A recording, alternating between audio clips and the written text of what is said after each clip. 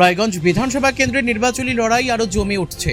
বৃহস্পতিবার কংগ্রেস প্রার্থী মোহিত সেনগুপ্ত রায়গঞ্জ মহকুমা শাসক দপ্তরে নিজের মনোনয়নপত্র দাখিল করেন।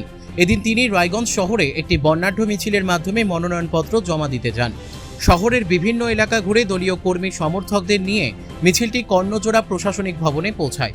কংগ্রেসের পতাকা, স্লোগান ও কর্মীদের উপস্থিতিতে জমে ওঠে রাজনৈতিক পরিবেশ।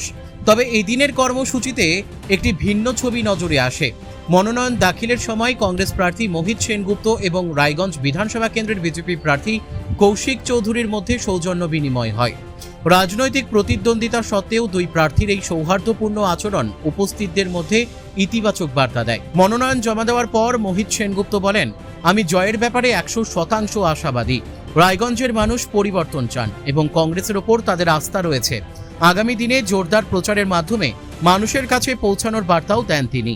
নির্বাচনের আগে এই মনোনয়ন প্রক্রিয়াকে কেন্দ্র করে কংগ্রেস শিবিরের যথেষ্ট উদ্দীপনা লক্ষ্য করা যায়।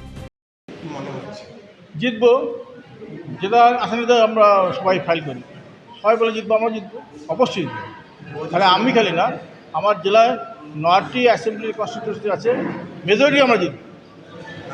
2016 সালে আপনি প্রার্থী ছিলেন, তারপর 2021-এ হেরেছিলেন। এবার কি মনে হচ্ছে? এবার পরিস্থিতি খুব অনুকূলে আছে।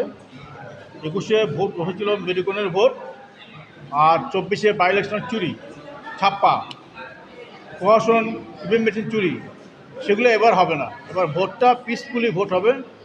তার ভারত গণতান্ত্রিক অধিকার সমস্ত মানুষ প্রয়োগ করতে পারবে নির্বিঘ্নে। যেটা ভোট আগে হতো উৎসবে মুখর, এবার ভোটটা হবে উৎসবমুখী। এইরকম ভোট এর আগে হতো, কিন্তু গত 15 ভোট ধরে এই মমতা বাহিনী যা হচ্ছে, এই ভোট এরকম হয় না। এবার নির্বাচন কমিশন সিদ্ধান্ত নিয়েছে, আমরা তাকে ওয়েলকাম জানাই। ওদের জন্যই আজকে বাংলার মানুষ নির্বিঘ্নে শান্তিতে ভোট দিতে পারবে। রায়গঞ্জ থেকে রামকৃষ্ণ দাসের রিপোর্ট, কুলিক নিউজ।